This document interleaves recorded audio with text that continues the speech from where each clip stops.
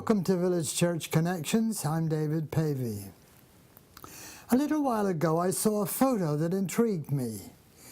It was a photo of a carrot that had grown around a diamond ring that deformed the shape of the carrot. The ring had restricted the normal growth pattern.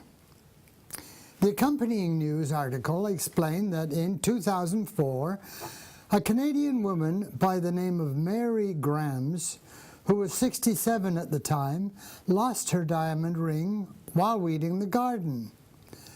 She was on the family farm in Alberta. Too embarrassed to tell her husband that she had lost it, she went out and bought a cheaper replacement ring and carried on as if nothing had happened. She did tell her son, however, but nobody else. Then, in August 2017, 13 years later, Mary's daughter-in-law, Colleen Daly, decided she wanted some vegetables for supper, went to the garden and pulled up a lumpy carrot, only to discover the ring.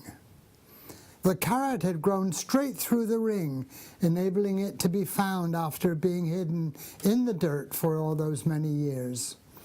Colleen's son knew where the ring had been lost, so came clean with his mother's secret. Mary was ecstatic when the precious ring was found and returned to her, of course. She wished she could share the story with her husband, but he had died 5 years earlier. So he never knew that the ring had even been lost, let alone found. Well, this quaint story about a ring that restricted growth reminded me of a photo I saw some time ago. It was a picture of a turtle that had swum into a plastic ring when it was very young.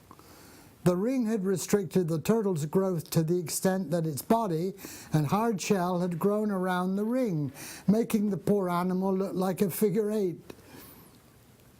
Seeing it crossing the road, people concluded that although so deformed, it must still be fertile, since the only reason turtles leave the water is to lay their eggs. If someone cut off the ring, with time, presumably, the shell would gradually expand to relieve the constriction. So the carrot grew and the turtle reproduced, but both would have been better shape, in much better shape, well, literally, if able to grow the way that God had intended.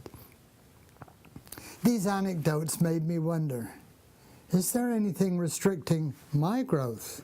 Now, you may joke that it already has since I'm only 5 feet 4 inches tall. But now we've got that out of the way, let's take a moment to consider what might restrict our spiritual growth. Several possibilities come to mind.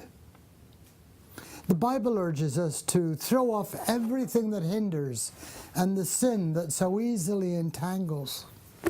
Our growth will be restricted if we consciously devote time and treasure to pursuits that do not honor God or are a waste of time. The Christian life is a race that requires discipline and endurance. We must strip ourselves off of everything that would slow us down. Weights are things that may be harmless in themselves and yet hinder progress. And sin is whatever is plain wrong for a believer, and an informed conscience is a good guide to that. Then the Bible itself urges us to delight in the law of the Lord and meditate on it day and night. Failure to establish a habit of daily Bible reading will restrict growth, spiritual growth. George Mueller, an amazing Christian leader who established a huge orphanage in my hometown of Bristol, England in the 19th century, wrote, "I believe that the one chief reason that I have been kept in happy, useful service is that I have been a lover of Holy Scripture. It has been my habit to read the Bible through 4 times a year. I have been able for 69 years to be a happy man."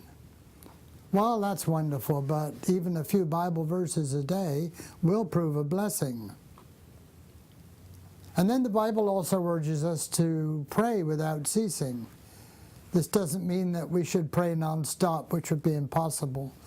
I think rather of the pendulum of the clock that keeps swinging back through the vertical position. Failure to keep coming back to communicating with God throughout the day will restrict growth. And to conclude this simple list, the Bible urges us not to give up meeting together. Unless limited by age or by infirmity, our Christian growth will be restricted if we don't participate in a local church. As birds of a feather flock together, so Christians are to meet together for worship and fellowship and accountability and service. Think about what you can give, not just about what you can get back. No church is perfect, but to say we love God but neglect church life is sure to restrict growth. Well, yes, the carrot restricted by the diamond ring and the little turtle restricted by the plastic ring remind us to stay clear of whatever might restrict our growth as Christians. I wonder, is your spiritual growth unrestricted? And thank you for tuning in to Village Church Connections.